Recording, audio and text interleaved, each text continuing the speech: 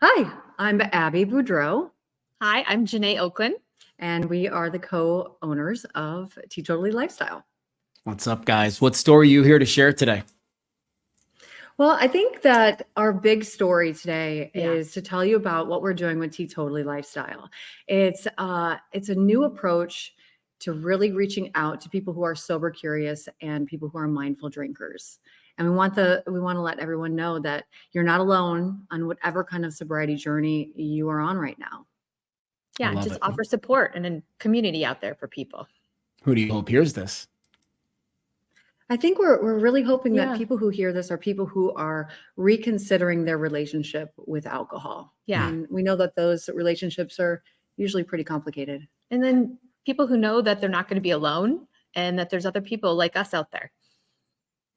I love this. I'm so excited about this conversation. I came to know Abbie through a friend of mine who works in the television industry here, and she set us up. There was instant chemistry and synergy, and you could just feel like that electricity through the phone. And it was like, okay, we got to get together. We got to put something down on tape here, because what you just mentioned, those two words, sober curious, that's a new sequence of words. We're starting to just kind of tiptoe into this space right now. What's so neat for me as a recovering alcoholic is that for years, it has been very challenging to be in any kind of an atmosphere, whether it's a gala or going out for drinks or going out to dinner. Like, just hasn't been very many non-alcoholic options for me to feel like I'm participating without being the odd man out. That's really starting to change now. We're really starting to put some different choices in there. And then B, we're starting to learn a lot more about alcohol and how detrimental even one drink can be for somebody. And so I'm locked into this conversation, Janay and Abbie, and I can't wait to have it. Awesome. Here's the question. We're going to come swinging right out of the gate. Abbie. All right. Prepared. What's your first experience with alcohol that you remember? Oh, wow. Okay. I actually remember it pretty darn well. I didn't drink in high school. I was a freshman in college when I had my first Jello shot. Classic. Classic. Love that. Jello. I think it was a Jello shot followed by Jungle Juice. And I think I recall letting the kids at the fraternity party know that my name was Abbie, spelled A, two B's, one I, one E. And I think I repeated that quite a few times. And honestly, I was like, why did I wait so long to start drinking? It was fun. It was exciting. I know, me too. I felt rebellious. I felt grown up in a way, even though my parents weren't big drinkers. I loved the freedom that came along with it. Really, this whole idea of working hard, playing hard. I was a great student, but I saw freedom in playing hard, and that's what all of a sudden I started defining playing hard as. What about you, Janay? What was your first experience with alcohol? Yeah, I didn't drink in high school either. And I remember my roommate and I, oh my gosh, we had a blast doing everything. And then we added alcohol to it. And it got really fun. But I remember like she and I just decided, let's just try drinking in our apartment. And we just like we were pretty green at it, let's just say. The next day was really rough. Yeah. we didn't really know what we were doing, but we had a lot of fun doing it. And yeah, it just kind of, I feel the same way. You kind of feel like an adult, and it was fun and just kind of enhanced things, and yeah, no responsibility. So it was great. What were your homes like growing up? My first brush with alcohol, I think I might've been 5 years old, and on my dad's lap, getting sips of beer from my dad. And I can vividly remember, even now, all these years later, being in that living room on that in that house on Juniper Street in Coon Rapids, and being excited about those sips of beer. Like I enjoyed the taste of beer at a very young age. It wasn't like, you know how you'd give some kids beer and they'd be like, oh, it's so gross. Like, I remember going, I'll have some more of that, please. And my dad happened to be like, whoa, that kind of backfired on me. I didn't think that was going to happen. What were your houses like? Was alcohol central to celebrations, to dinners? Give me a vibe and a feel from that. Go ahead. Yeah, my parents didn't drink growing up, and I just have to stop you. Coon Rapids, Minnesota. That's it. I'm from Minnesota. Which part? Up by Detroit Lakes, Monoman. Okay. Yeah, I Yeah. love it. Yeah, no, I'm like, go I'm Vikings. Minnesota. Go fight. They Yeah. won last night. It was a good game. Oh yeah, don't you know? Oh, I do know, yeah. Oh, wow. What just happened there, right? Right, I know Abby? what just happened. That I'm was not a sure. whole, yeah, we were on a different planet. Yeah, I love it, but okay. Yeah, so I didn't grow up in a family that drank. I grew up really religious, and it just wasn't part of celebrations, but we still had a lot of fun. Yeah, and my parents were big advocates of definitely not drinking until you're 21. Okay. So yeah, and I was a rule follower, and I played Sure. sports, and they said don't drink. So I said, So you okay. didn't drink. I signed the contract and I didn't drink. There it I mean, is. I have a lot of similarities with that. Same situation as far as there wasn't a lot of alcohol. My mom did not drink. My dad would, but it wasn't a real central part of our everyday life. It was more of like social drinking or family events. There's definitely alcohol at family picnics and holidays and all of that stuff. But again, Wow. it was very rule abiding as well. You know, my parents were super strict. I have two sisters. They kept us under wraps. Oh, We yeah. had very Yeah, strict there's no drinking, curfews. no There was dating till no you're drinking. old. No, yeah. And so I think that's part of the reason why that jungle juice may have tasted so good my freshman year in college. Yeah. And I thought, why didn't they let me do this sooner? My goodness. Yeah. Yeah. Because So- it's a mess, because it's a mess. That's why they, you know what I mean? Were you They were good parents. Slip. They were good parents. Yeah, exactly. Definitely Yeah. good parents. Yeah. Me too. Isn't that funny? And some of my parent group friends down here in Ahwatukee will have this conversation from time to time about like, is it better for your kids to have a little experience with it before they go off to college so that when they get to college, it's not like this grand discovery and then all of a sudden the lid pops off and they don't know how to handle it and deal with it? What do they think? I know. I don't know. I think people go back and forth on it, but generally, I think more people side with it would be better if they had a little precursor to the event before they get to college, and then they discover without any supervision how it can feel. Right. Yeah. I think maybe that would have put me on a straighter path. I don't know what for the a answer little- is. I don't know what the answer is myself, because I grew up in a home where alcohol was central to there was so much alcohol in our family. Santa was drunk on Christmas Eve when he came to our house. And I wish that was a joke. I wish that was just something I made up, but that was the real life. And then when I got into the radio and television industry, I don't know if it was this way for you, Abbie, and the TV side of things, but man, there was a lot of social gatherings, and we were at nightclubs, and we were at parties, and we were at client meetings. And like, I remember interviewing for a job in Kansas City. And I walked into the general manager's office at 11 o'clock for an interview, and he asked me if I wanted a beer. That is the world I grew up in. And so it's wild how so many people can be so different. All right. So back to you guys and, Teetotally and how that came to be. When did you guys ever get to a point with alcohol where you were like, this might be becoming a problem? Or did it never get there? And then did you just one day wake up and become, to use your words, sober curious? Do you want to go? Yeah. I would say for me, I just had fun drinking. I loved going to wineries. It was just there was never a problem. Like Good. It was just, and plus I'm a lightweight. So like my 2 drinks or everybody else is 7 and, just had fun. And then I got to my 30s and had kids. And I was like, oh, this I'm exhausted. is painful. I'm exhausted. Yeah. The kids are getting up early. I'm still trying to hang. Oh my gosh, I was starting to feel worse and worse and worse. And I've always been super into health. I did workout videos as a kid, making them for my parents. I've just really have done that. And as I'm going through life, I'm like, this is not serving me anymore. I can't do this. And so about 9 years ago, I gradually was little less. But I think where my problem was, not like a drinking problem, but a pleasing people problem. And so I kept drinking for other people. Like I didn't want anyone to feel uncomfortable. I was like, yeah, sure, I'll go out, I'll have some drinks, and then I would lay in bed and be like, I'm never doing this again. I'm never going to do this again. I feel so awful.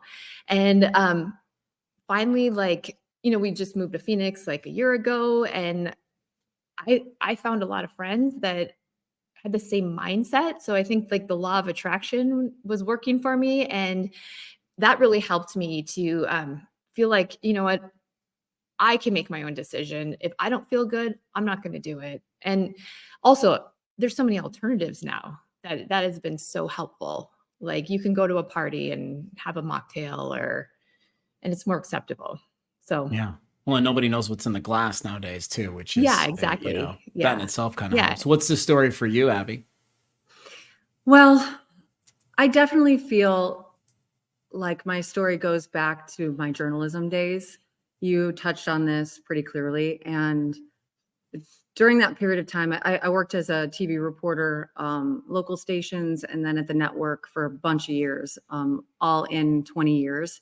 And there's definitely a mentality among people in the industry, and I'm not saying everyone, of course, but where we are saying most. Yeah. I mean, if we're being honest. We're being honest. We're saying most. Yeah. It really kind of ties back to that work hard, play hard for me. And you work so hard, for breaking news. It's around the clock, and you work, and then you finish the day with a glass of wine, and you unwind, and you start developing this idea that wine or alcohol allows you to unwind, almost like that's the nightcap. You're working to that moment where you can just relax. Yeah. And I think that it was fine for me for a long, long time. And then COVID hit. Okay. And I was living in LA, and it was a true lockdown. And I got a call one day, and it was from ABC News. It was from the lawyers, and they just said, "Listen, we're making hard cuts." And I'd been there for 10 years at that point, almost exactly 10 years. And they said, we're looking at an 80% pay cut. And I slept on it, and the next day it was over for me. So I went from having this job that I didn't really realize at the time, but it was like who I had become.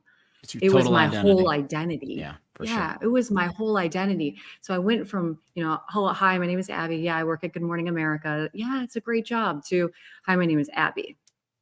And I'm a mom, and I'm now homeschooling, and I have nowhere to drive because everything is closed. And why not have a glass of wine? And why not have a glass of wine with dinner, and then maybe another glass of wine after dinner? And then tomorrow is hit repeat, because you know what? We're not going anywhere. And now I have no reason to wake up. I'm not getting up and working and being productive part of this society. I'm just at home alone and struggling. And it was just months of this and months. And I would wake up and I'd be like, why did I do that? And the things that would go through my head would be like, I'm going to have breast cancer. Yeah. I'm going to get sick from this. Why am I doing it? It was a Tuesday. It's not a Saturday. I was a social drinker, like as I became a mom, I drank less and less. Right. But then during COVID, it wasn't going anywhere. And I started drinking more and more. So I ended up, my husband said, a few weeks after I lost my job, he said, let's move to Phoenix. We met in Phoenix. I was a local reporter here at one point many years ago. And he said, let's move. And, at first I was like, I don't know. There's so much change. My friends are here. I'm going through a lot right now, but we moved.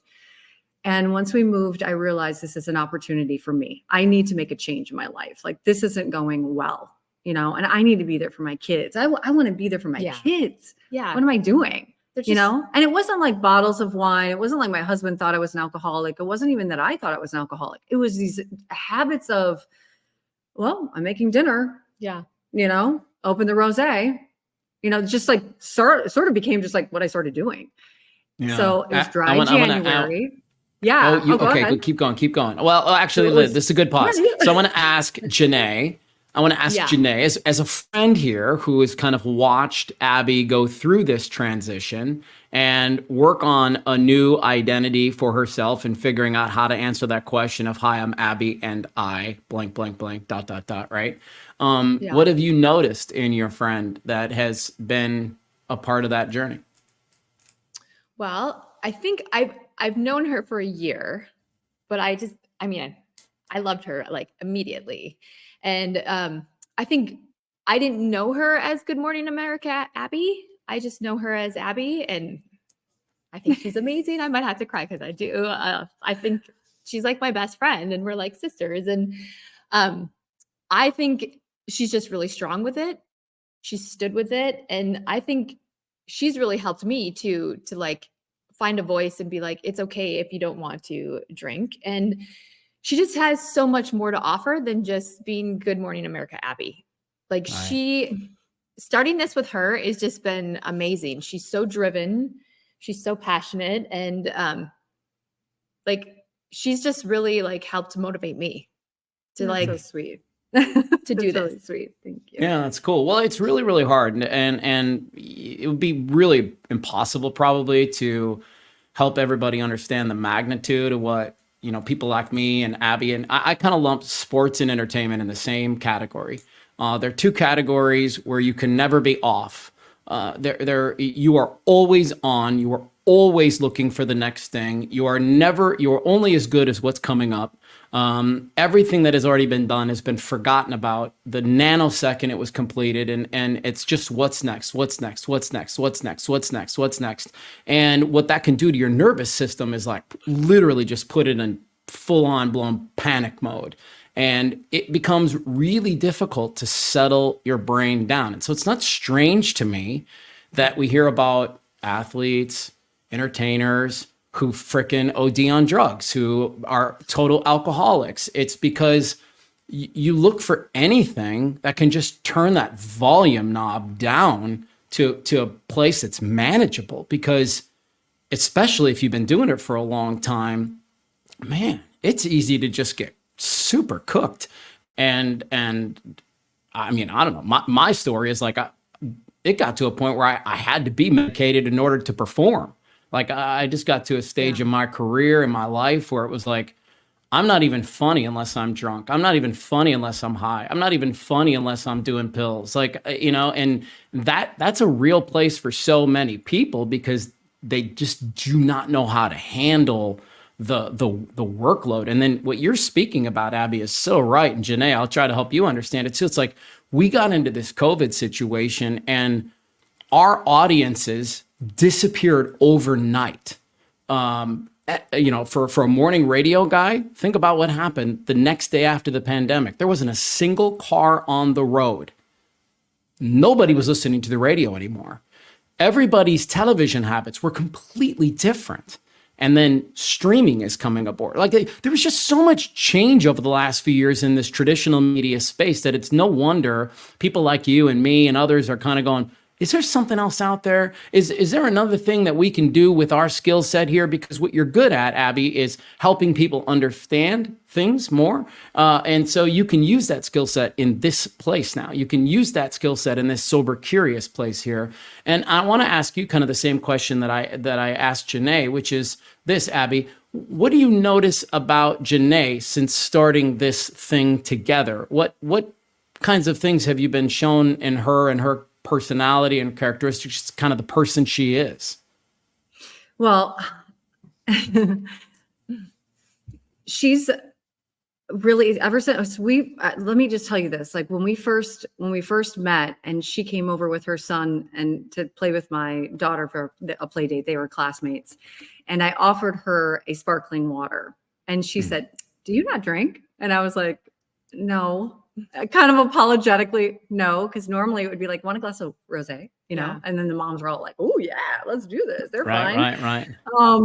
And we just sat there. We had a glass of sparkling water, and I thought to myself, "This is what I've really been looking for: is a friend to be a friend when we're sober, when we're just having a nice conversation Yeah. Yes. and when we can just be there for each other and be be present for our kids. And that's one thing I love about Janay is that she's present with her children.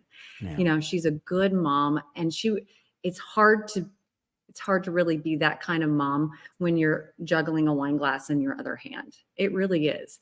And since we came up with the idea of Teetotally, she has gotten a lot more confident in her idea of not wanting to drink and being able to say no. She said it herself. She's a people pleaser, and she is. And it's because she's very kind-hearted and she wants to make other people happy. But I think since we've gotten going with this, she is okay saying, no, I'm good. Thank you. I've got something else I'm going to drink, or I have something going on tomorrow morning, an early soccer game, and I want to feel good tomorrow. I'm good. Thanks. And so it's been really exciting to see you find that extra voice, that louder, deeper rooted a voice that is there, that I know you question sometimes.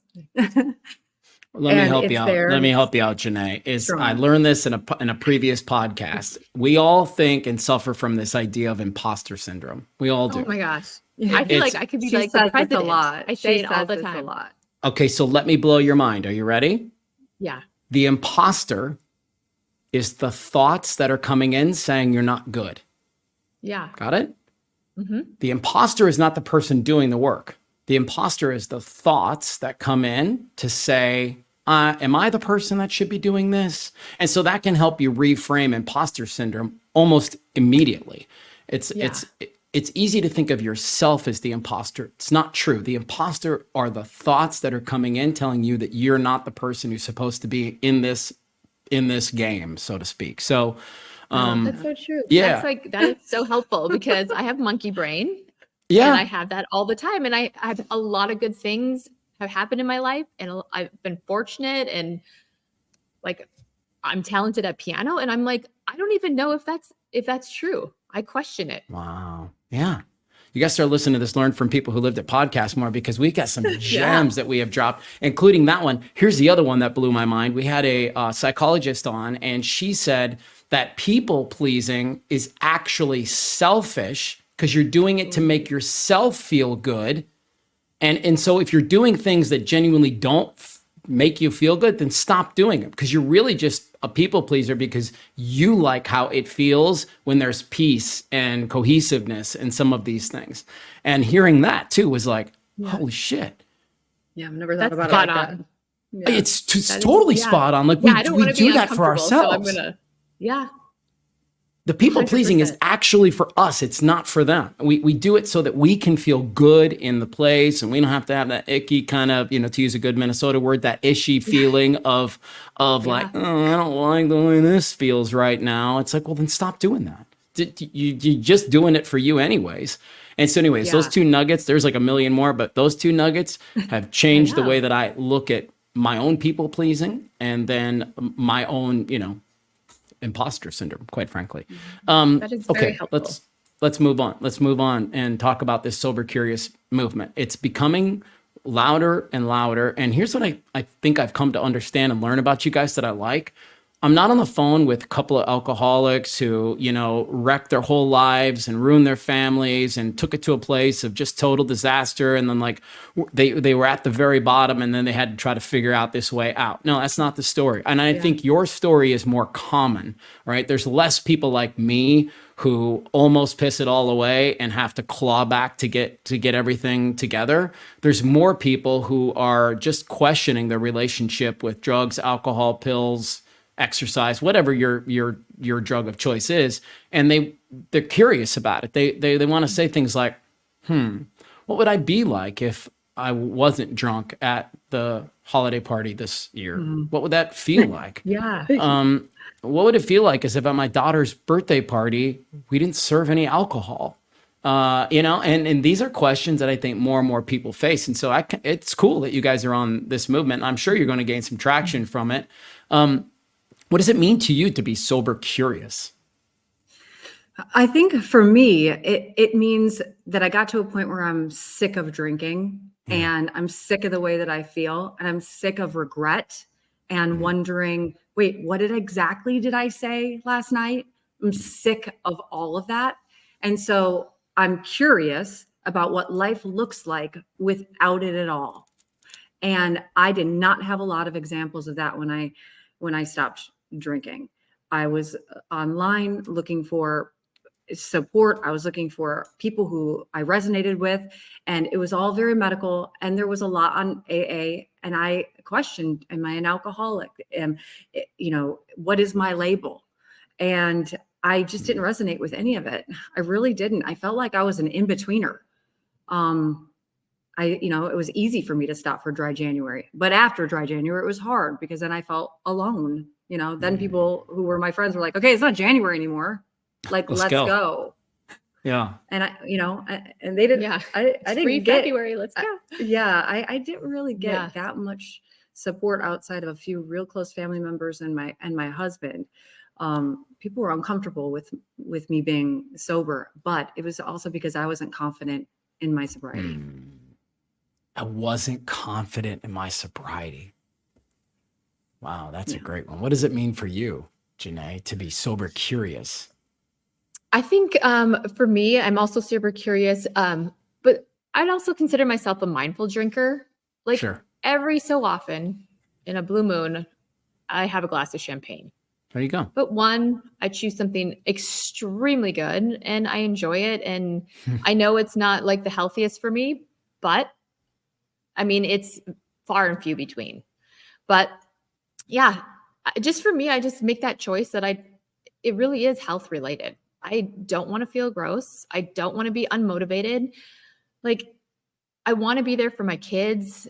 I always felt like for like maybe 5 hours of fun, 2 days of like unmotivation and anxiety and kind of like feeling a little like low. And I just didn't sleep well. And now I just feel like almost like I have a new life. I feel like in my 20s, which is amazing.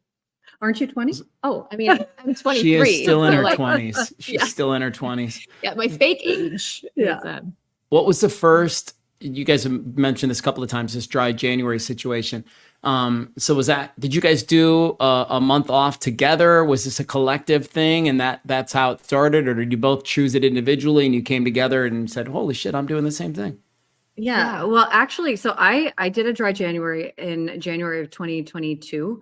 And then we met deep into, let's see, maybe September, October of 2022. Yeah. So she was kind of meeting me in my awkward not drinking stage, where I was alone a lot. I didn't put myself out there, even though I'm super social and I love being around people. I was at home, didn't want to create any awkwardness with people around me. A lot of people, since I was new to the area, let's go grab a drink. Oh, yeah. Okay. Do I tell them now? Do I tell them when I get there? Like, it was just so uncomfortable. So really, we started connecting, well into my post-dry January. And you have been a mindful drinker for quite a while. And I think you've gotten more confident in it since we've met. Yeah. I don't want to speak for you, but definitely when I met her, she was like, yeah, I hardly ever drink, so she was kind of already at that point. I admire you, Janay, in a big way, because when I set down alcohol in 2006 was my last drink, December 14th, 2006. That's great. And I remember going to therapy after to try to kind of just figure it all out. And I remember one meeting just being in tears and just being like, why can't I fucking have a normal relationship with alcohol? Yeah. Why can't I just be somebody who goes out to dinner and grabs a nice glass of wine and that's the end of it? Why can't I just go to a birthday party or some celebration and have a sip of champagne at a toast and that be enough?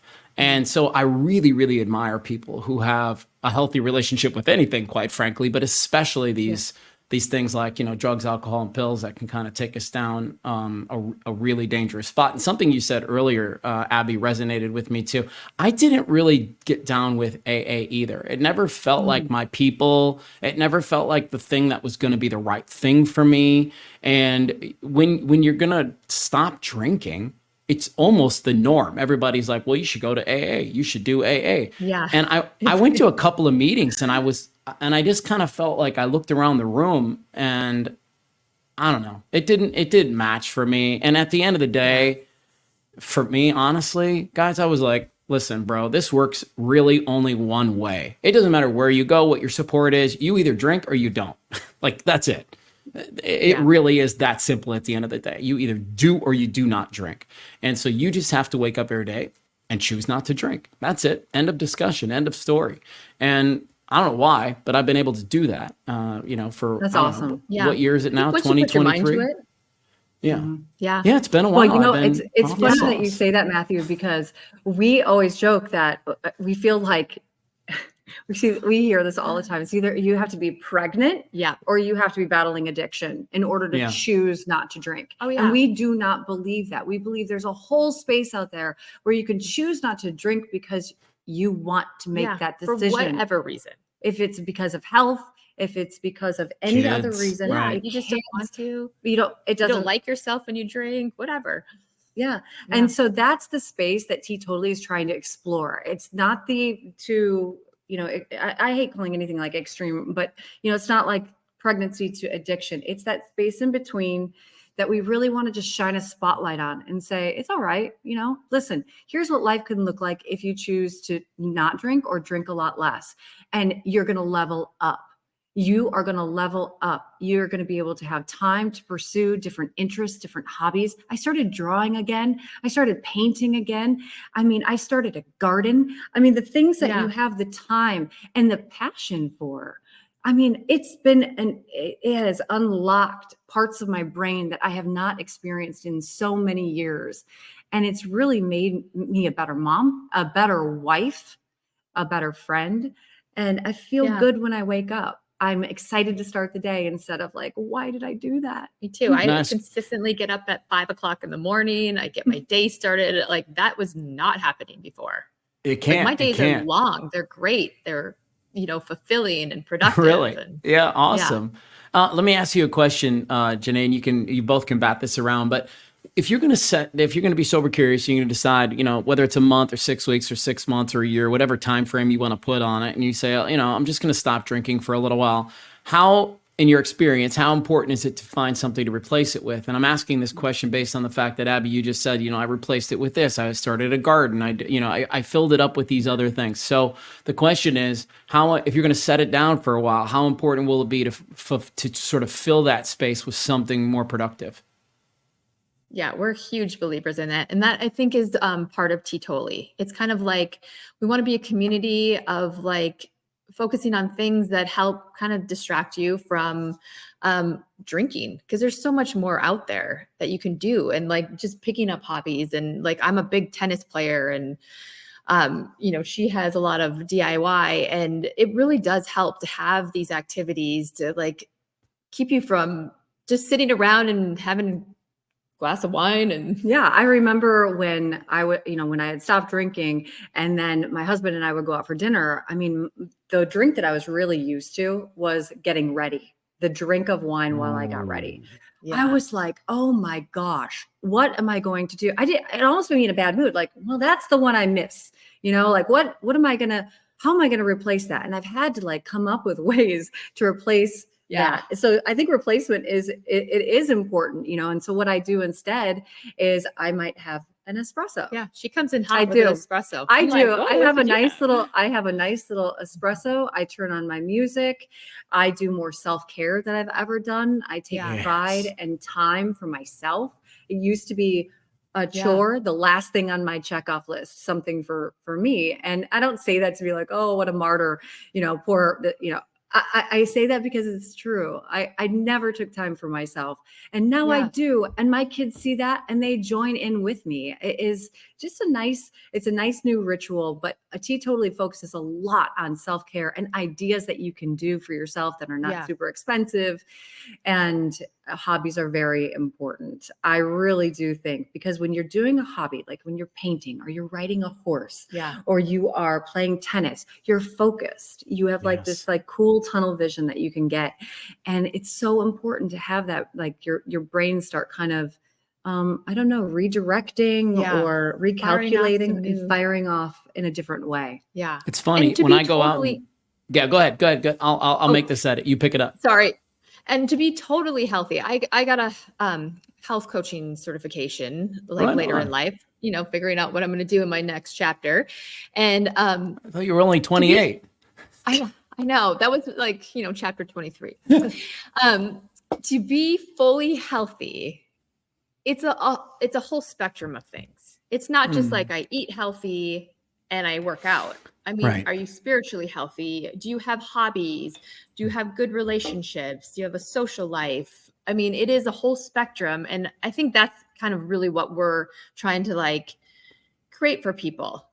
Yeah, I agree. You have Yeah. to. I I just go felt like out there's and just speak on burnout. And one of the biggest things that we say, or that I say rather, is self-care is the way to prevent burnout. That's it. It's an end of discussion. And when you stop taking care of yourself, you literally overnight become, and I don't want to freak anybody out, but it's true. You become the worst version of yourself. And it is not selfish to institute a beautiful self-care plan for yourself. In fact, it's the only way everybody gets the best version of you. And I love to articulate this story over and over and over again by just calling myself out and saying, when I was in my shit and not taking care of myself, hands down, I was the worst husband, father, coworker, friend, son, brother. It was impossible for me to be good for anybody else because I couldn't be good for myself. And I love the idea that you're leaning into so much self-care because, especially, and let's take this example that's pertinent to you guys, which is booze, wine, right? A lot of times we'll think of self-care and be like, oh, I'm gonna have wine night with my girlfriends. It's like, okay, that's great. It is. It's nice. Totally. It's nice to go out and laugh. It's good to have that community, but you're still drinking. And what I heard this quote one time, it freaking floored me, which was, how about you live a life that doesn't require you to escape all the time? And that just, bam, just hit me right across the head like a 2x4. It was like, oh my God, you're right. How about I design my life so that I don't have to escape all the time? So I don't need to get drunk every night because I freaking hate what's going on. And I can tell you that when I was in my business, man, I did morning shows. So by 4 o'clock in the afternoon, there was nothing else to do but start drinking. And that's just the truth of the whole thing. So I love the self-care strategy that you guys are imploring everybody take, because I think, similar to parenting, when you're going to ground your kids, if you're going to use that old school technology of grounding your kids, you can't do it without replacing it. You have to fill that time with something, or it's going to be ineffective. And if you're going to set that booze time down, you're going to fill it up with something that's going to be a little bit more meaningful. I'm going to press a little bit on Janay, because you mentioned this idea of working on myself spiritually. That's a huge component for a lot of folks. It was for me.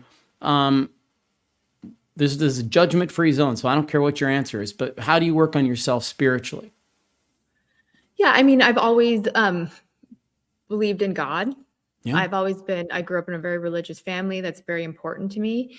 And also I'm a meditator. I don't know if I could survive without meditating. Like I have to be able to shut my brain down, and I take that time. Another way I meditate is I play piano, and I don't know, it grounds me. It makes me feel like I can do anything. My best ideas come when I'm doing that. I go to church. Yeah. That's always a great, way to Faith is fill up the important for a bucket. lot of people. For sure it is. Yeah. For sure. Is there something for you, Abbie? Are you spiritually in tune in some way? Oh, absolutely. Very similar to Janay. I'm always, actually, we started doing something, and I would say it coincided with making more time for the family, where we do you know The Secret, the book, The Secret? Everyone course. kind of, okay. So we just love that book. We think it's a really great, almost it's more than a beginner, but like it's a good beginner book for little kids too. So we do, like, every night at around 8, between 8:15, the kids come in our room, and I have almost an 8-year-old and an 11-year-old. Okay. And they come in, they get in our bed, and we just turn on the Audible for The Secret. And we listen to 10-minute chunks. And I will tell you, they sleep better. They wake up happier. They are motivated. And it works for me. And it's worked for me for a really long time. Just thinking about the positive things. We mentioned the law of attraction. It's so powerful. And so meditating is huge. I believe in God. I do go to church, and I'm raising my kids in the church as well. So Sure. we I think spirituality is very important. It is. You know, and there gratitude is a big part of ours too. absolutely. Yeah. Like I, That Absolutely. connectedness even when to the kids something don't want bigger. to, I'm like, what are you grateful for every night? Yeah. Yeah. It's hard, right? The answer is It is and you hard. can't start too soon. No, it's You true. know, you really can't start too soon. Yeah. I can think back, you know, you brought up childhood memories, and I can think back when I was really young, like, you know, 10, 11, 12. And my mom was always like this as well. And she would say, sit down. I can see it in your face. You need to meditate. And as a kid, you know, it's so weird, but she would have me close my eyes and she would paint a picture of me at the beach with the sand, walking through the sand and the water running between my toes. And she would get me to a place of calm. And so that state of calmness has always been, I've always been able to reach it through meditation, no matter what, and no matter what stage of my life. Yeah. But when I stopped drinking, definitely I was more mindful, like, I need to introduce this to my children. And it's been really awesome to see how they react to this. They'll say, I Yeah. need to change my frequency. Yeah, that's It's cool. I know. If you have bad energy and put it out there, Yeah. Yeah, Those things no, happen. that's you attract awesome. bad energy back. So. Yes. Yeah. Yeah, I listen, Yeah. I love The Secret. I always tell people I love The Secret, but it's important to remember that there's 12 laws of the universe, not just one. And so, you know, you're just to Exactly. get you're driving down a 1-lane freeway there, and there's 12 Yes. other lanes that you should be aware of as well. But it is a really Yeah. great starting ground because It is. it does. I practiced Buddhism for many, many years. And one of the core principles in Buddhism is that sort of life comes from you.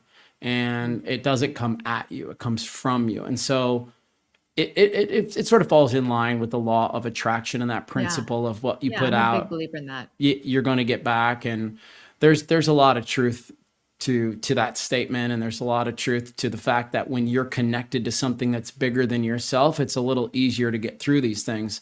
I always encourage folks when I'm putting on my burnout workshops to say, like, you should really seriously consider a breath work, mindfulness, meditation, or prayer practice. And I don't want you to get lost on language.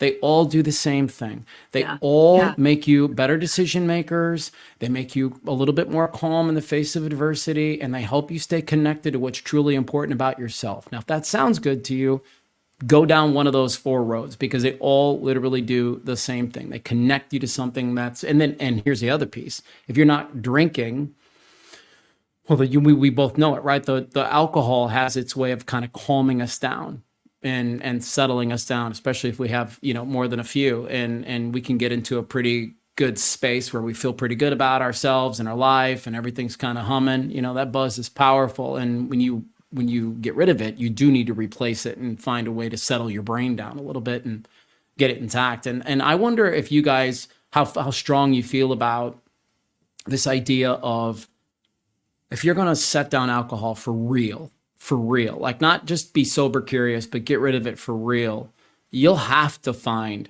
some of the things that you and I have just been discussing over the last 10 minutes to replace it with, whether it's a hobby or a mindfulness practice. I mean, wouldn't you agree?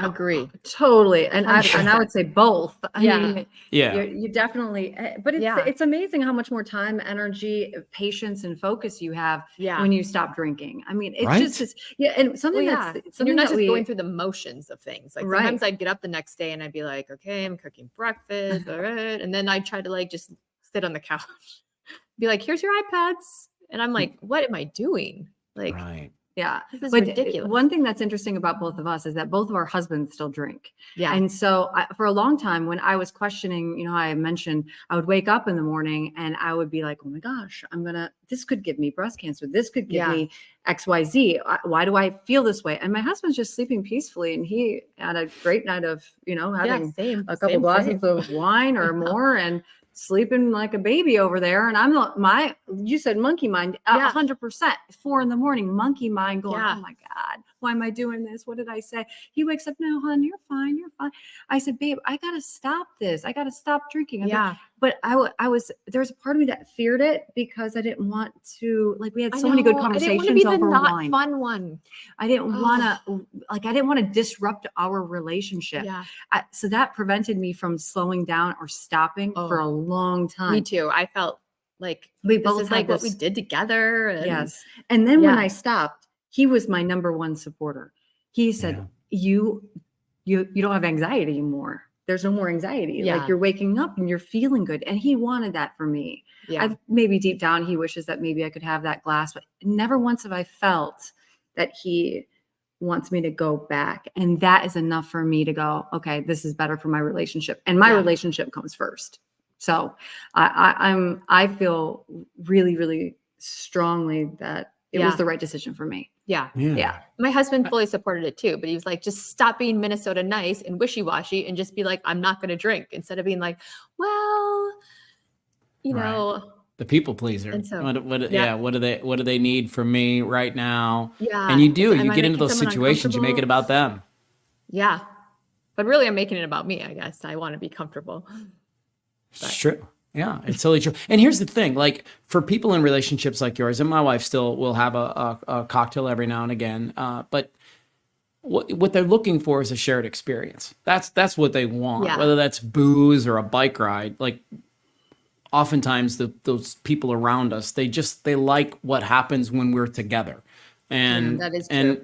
And it doesn't have to be so much about the alcohol doesn't need to be the centerpiece. We can change that centerpiece to something different: tennis, yoga, breath work, a walk, horseback riding, whatever that is. But I think at the end of the day, that's what folks are seeking, is connection. And they just want to have a shared experience with each other. And that's what they miss, because there's so many good things tied to those drinking days, right? You think about fun events. How much fun you were having when you were drinking. People used to call me Fun Abbie. Like they would, when I Fun stopped drinking, Abbie, they would dude. say, and I was really hurt by hearing that. And I heard it from quite a few people. So I was like, well, what does that mean?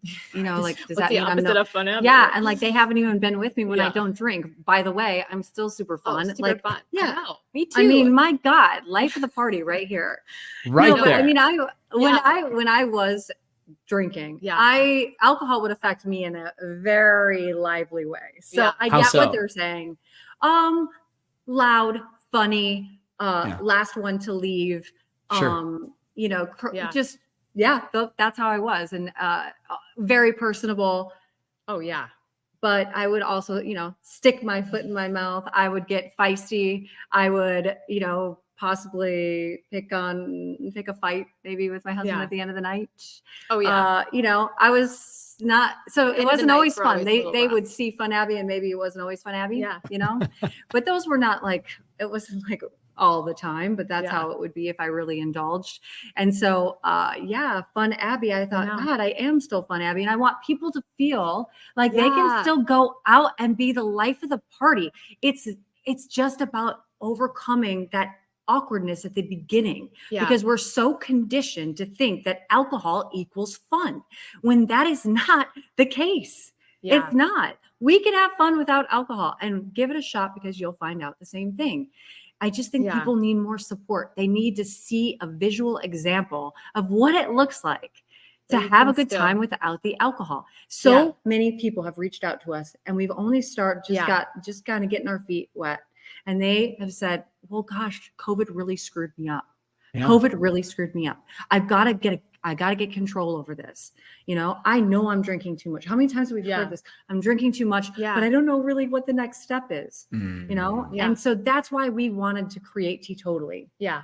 Well, and also I have to admit, there was a period where I wasn't as fun when I wasn't drinking, because I felt so awkward. Well, because we isolated ourselves. Yeah. We were isolating ourselves, because we didn't want people to experience that. Yeah. We want them to make the choice and then just feel like I'm fun, and not have that, the gray period of I did kind of sit there and okay, I said no to alcohol and now I feel weird, and is it affecting people? And and I didn't want to go out for a while, and that's so not like me. I want to do everything. I have FOMO. I want to be invited to everything, go to everything. Yeah. And so there was a period where I was like, that's okay, I'll just stay home. Yeah. Because I was shut in.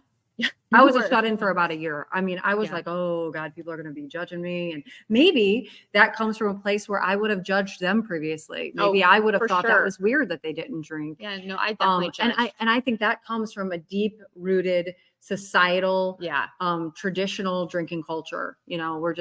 This is what we have learned. This is what we've seen. We are Generation X. Yeah. This is what we do. How it is. This is what it is. And I'm just glad everywhere. It is. It Yeah. is. But, you know, it was funny because you brought up the holidays. And I remember my first holiday season was just last year, you know, the full season. And I was like, how am I going to do this? I was so uncomfortable in my own skin. And like I said, my husband drinks, his family drinks. We were with them and they wanted fun Abbie. You know, and I was so uncomfortable and so awkward that I probably wasn't I know. fun. I've had many I of probably those. was kind of weird. And the whole shift, you know, how we were talking about law of attraction. Everyone started talking to me about the things I didn't want them to talk about. I kept thinking to myself, God, I hope no one notices. Well, of course, that's what they noticed. They're like, what's wrong with her? Is there a real problem? Yeah. Is she pregnant? You know, is she got a problem with alcohol? Finally, I realized, okay, I need a plan. You know, I need a plan to get into the holiday season. And I feel like this holiday is going to be much better. Yeah. What is the Much plan better. going in? What's the plan for both of you going into the holiday season? Well, we're coming up with some good mocktails. Okay. Definitely. Mhm. BYOM. Yep. BYOM. Mhm. Bring your own mocktail. Yeah. You Alright. got to show up with your own drink. You Yep. cannot just expect other people to just have No. an array of mocktails. And you might want more than just a cranberry seltzer. Yeah. You There's know. some great like non-alcoholic wines out there now and some tropics. There's great options that you can bring. And I think we're just going to keep ourselves busy. There are so many fun holiday activities to go out and do. Absolutely. I think another thing that you can do that's really effective is to go to a party with another friend who doesn't really drink too much or doesn't drink at all. And if you can't go with them, see if they're going to be there later. It's nice to meet up with someone and someone who shares your similar. There's power in numbers. I think so. I think it is nice. I certainly do not mind being around people who are buzzed. No. But once the stories start repeating, I do get a little bit like, oh, I would love a I'm out. nice warm cup of tea. I don't have a and tolerance go- for it anymore. My It's been pajamas. been so many years. I don't have a tolerance for it anymore. I agree with you. Yeah. Yeah. I don't mind a buzz. I really don't mind being around Yeah, people who it's drink. fun, but when yeah. when it gets to that next stage, then it is time When to it's go. a little sloppy, then it's like, We start what turning else we into say? What college about students fake- again. Yeah, the Yeah, jungle I'm juice. It out. always comes back. I'm to out. us. Yeah. All right. What else? What else is part of the plan? Not just Yeah, like we from an talked about alcoholic fake- standpoint. Okay. We talked like- about like Yeah. Go What ahead. will you say to people? What's the plan? What's the planned response when somebody comes up and says, "I noticed you're not drinking"? oh, I know. I still sometimes I'm still like, oh, but I literally just say, I'm not drinking tonight. I'm good. yeah, And then they're like, why? And I'm saying, I don't feel like I am having fun with alcohol anymore. yeah, I'm having fun with this drink. I'm good. Mm. Alcohol isn't fun for me anymore. yeah. I say I love wine, but wine doesn't love me back, so we had to break up. That's great. And Or you can, you and can usually straight up people love will it. laugh Loveless about that. relationship. Yeah. Yeah, It's nice to get a laugh. yeah, I mean, it really is nice to just Yep. to get a laugh. But yeah. you have said that. I've heard I you have. say that. I've Well, I heard her just think say it's that. really important to have a strategy because that's the thing that's going to freak most people out. I mean, again, to go back to my experience, which is so different from your guys, is like when I realized that I had a problem and I'd set it down once and for all. I think it was December 14th was the last drink. And then so obviously the Christmas holiday is coming up like 2 weeks later. And where did we go? We went to Drum Ride, Oklahoma, of all places, where my wife's family was from. And we got there on the first day, and I insisted everybody come into the living room. All the kids went outside, and I brought every adult, all the aunts and uncles, grandma, grandpa, all my, my brother-in-law, my sister-in-law. I brought everybody in, and I basically just read them a letter that I wrote to them saying, like, I have to do this because I'm a monster with it. And you don't have to stop drinking, but I'm never going to drink again. And I just need everybody to know that. I don't want it to be weird.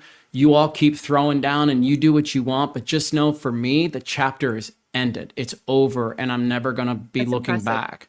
I think Well, honestly, I wasn't love easy. that. Yeah. It wasn't easy, How do you but argue with that? didn't you feel like your point got across? Because you know how I told you that year where I was like, ugh, so weird with it. People would just not let it go. No.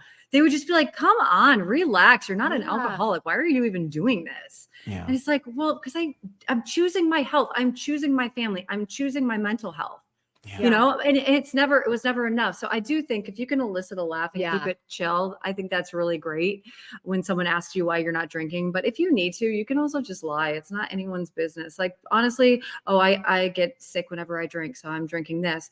Something I've tried that is really effective is I'm like, oh my gosh, I have tried this non-alcoholic beer and it is so good. You have to try it. And I kind of like flip it aggressively where they're like, wait, oh, okay, I'll try that.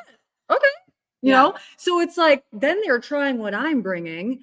And then the conversation just kind of moves away. It just I try to just keep it light. I'm like, I don't like the way my face looks like when I wake up in the morning. So I've decided to just stop drinking.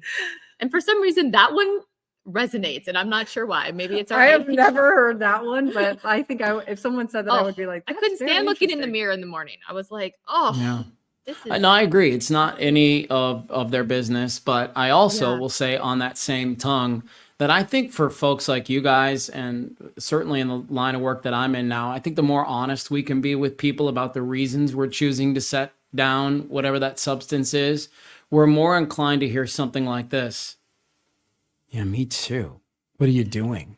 Exactly. That is so true. And that's the truth, right? Like, we don't need to deflect, and we don't always need to keep it light, especially when we're around our family. Like, there's nothing wrong with looking at your mom and dad and going, Mom, Dad, like, I think it was getting to a place that I wasn't comfortable. And so I need to set it down. And not just that, like, I need your support that I set it down. And if you know, and it's not like about ultimatums, but for me, it is. And here's the other piece that I think is so important for people to understand. It's like, if you're going to set some substance down and you're going to continue to hang out with people that are going to keep that substance in your life, eventually you're going to get to a crossroads with them where you're going to, you will have to decide which way you're going to go down. Because it's like, I remember being at this first AA meeting. This is the story I love to share about this AA meeting. And this guy stood up and he said something to the effect of, I've been sober for 4 or 5 months or something right now. And what I like to do is I like to continually prove to myself that I don't need the alcohol. And so I drive around with a 6-pack in my back seat all the time. It's always sitting right there. And I just keep it there as that reminder that I don't need it. And everybody kind of jumped on him right away and was like, that is not the way to think about this thing. Like, you should not go down that road. It's at some point, it does have to dissolve from your life if you're truly going to make that leap to, like I am, where you're just not going to drink. You guys are different. It's a sober, curious thing. It's a mindful drinking. It's, if I'm at a wedding, I'm going to have a glass of champagne. That's a very different sequence. But for people who genuinely have a problem with alcohol, and here's how you know if you have a problem with alcohol. You think you have a problem with alcohol. No, that's it. That's how it works. Like, if you're sitting in your kitchen and you're waking up in the morning, you're like, man, do I have a problem? Yes, you do. Okay. So now go ahead and start to work on it. Figure out what you're going to do to get yourself out of that situation. And thanks to people like you, there's more options than there's ever been for folks who want a community of sober, curious people. So let me kind of, as we start to wrap up a little bit, how will you know that Teetotally is successful? What does that look like for you guys as you've sat around and thought about the dream for this thing, and you know what it'll look like? It will mean helping one person. Yeah. It's all we care about, is that we don't want people to feel alone. Yeah. And changing the narrative around drinking. It's it's hard to quantify that, but just we're seeing it.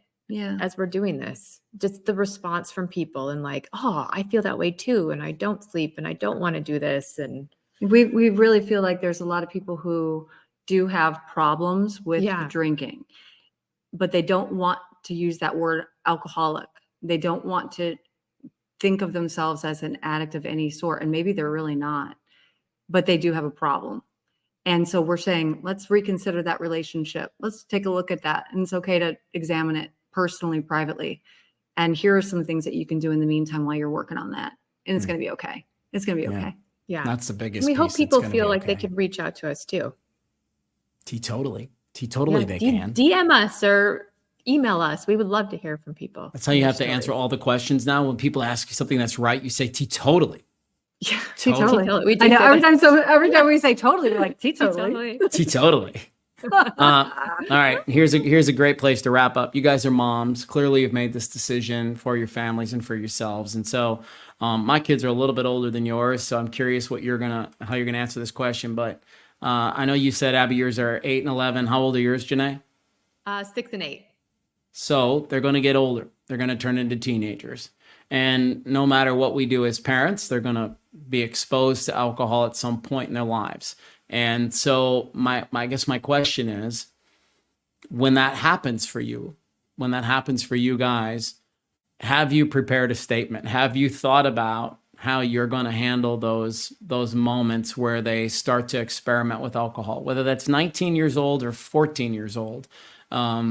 Have you given thought to what that conversation looks like? Well, Matthew, we were hoping you would tell us, Yes. since your kids are older. I know. We've got like 8 years, man. We need time. I I mean, know. I don't want them to. They both, all of our kids combined, they know about Teetotally. Yeah. I mean, if Yeah. you ask my 8-year-old what's going on, she would be able to tell you exactly what is happening. So we don't want them to get some weird complex as teenagers, like, No. oh, our moms, they're so strict and they never allowed us to even look at alcohol. That's not what this is. Yeah. Right. I want them to have a healthy relationship with alcohol and understand from those Yeah. early ages I'm that trying to- we're not anti, No. but we want to teach them how to do it mindfully. Yeah. I could have used that. I could have used that I like instead that. of just being told no. Same.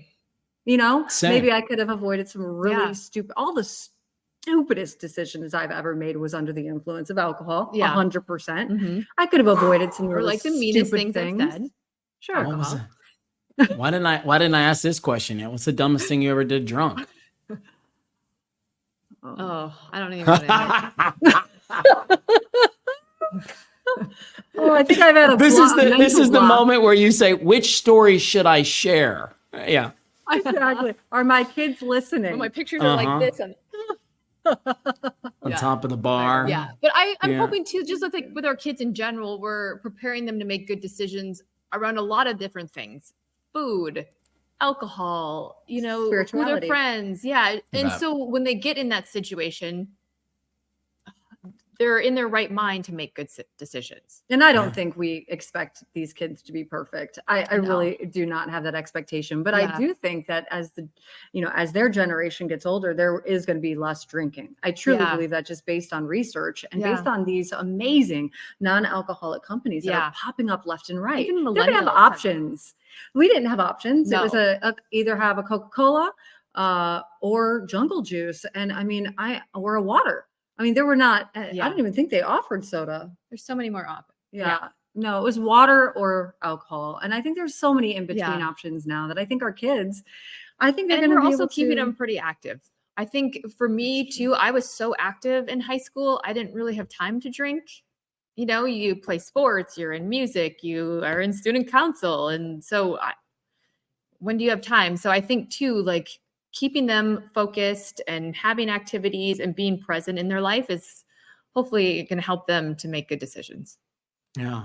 The narrative in our house is simply about this idea of respecting it, because as I explained to my boys, you come from a lineage of alcoholics. You have to know that. You have to know that your dad was, your grandpa was, your great grandpa was, all your aunts and uncles were. Like you have to know that you come from a family where that's a real truth. That's a real truth. It cannot be, there's no ifs, ands, or buts about it. And so the angle that I kind of come at it with my kids is more from the addictive space. I say, listen, I'm not dumb. I know you're going to go out and you're going to try a beer. I know you're going to try a drink. I know there's even going to be nights where you might get a little drunk or you might get a little buzzed.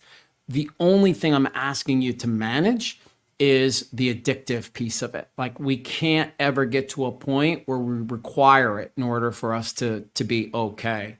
And it's interesting because I know because we've had that narrative. I know that my oldest has probably tried it, maybe even a couple of times, but the story in his head is, okay, I got to be careful because I come from a family where this could turn into a really big problem very, very quickly. And so what else can I do to, instead, right? And so there's all kinds of different ways to approach it. But the one that I know doesn't work is you can't drink until you're 21. That does not work. I mean, doesn't- you may be asking for some wild times. Yeah. if you do that. I mean, college was pretty wild. That's what it's for. I mean, I say that, but you know what? I was definitely a lightweight too. Oh my gosh. I love that. Anyway, Well, listen, I- Teetotally is a innovative online platform dedicated to providing inspiration, resources, and community for people who embrace a mindful approach to alcohol, including those who prefer not to drink at all. And if some of our conversation today has resonated with you, I would encourage you to look out for Teetotally and get involved in this community that you guys are trying to birth and get off the ground and be ultimately successful with, because that's the difference between making it and not making it. Very few folks can do it on their own. Really, very, very few people have the capacity to go down that journey by themselves. And as you guys said, even if it's just another buddy at the party, boy, does it just make everything that you're getting ready to go through so much easier and so much better. And there's a ton of power in that idea that you're not alone.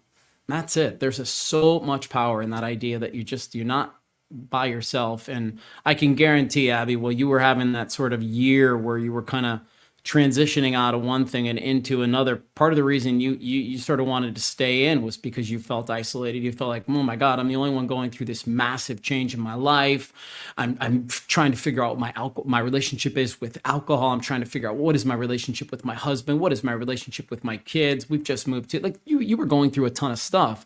And it's very, very easy in those instances to turn inward and to feel like you're the only one rowing the boat, when the truth is there's millions of people just like you. We just have to use your words, the secret, the law of attraction, to have those people kind of magnetically drawn into your circle. And that's the goal, isn't it? True. Yeah. That's so awesome. I love what you guys are doing. Keep it up. It's a fantastic piece of the world that you're going to go after. And are there Teetotally t-shirts? Are there Teetotally hats? Are we merching up? Where are we headed? we gotta get Yeah. some merch going. We do. I mean, I don't know. We will. Not yet. Yes. We're just beginning. We're just focusing on the Yeah. website, and then of course Our Instagram. So Yeah. Instagram is Teetotally, and then that little underscore life. Uh-huh. And then Yeah. our website is at teetotallyLifestyle.com. So check it out. Amazing. And right now our main focus is just reaching out to people, connecting. Yeah. We but don't know what this is going to turn into, but we're open.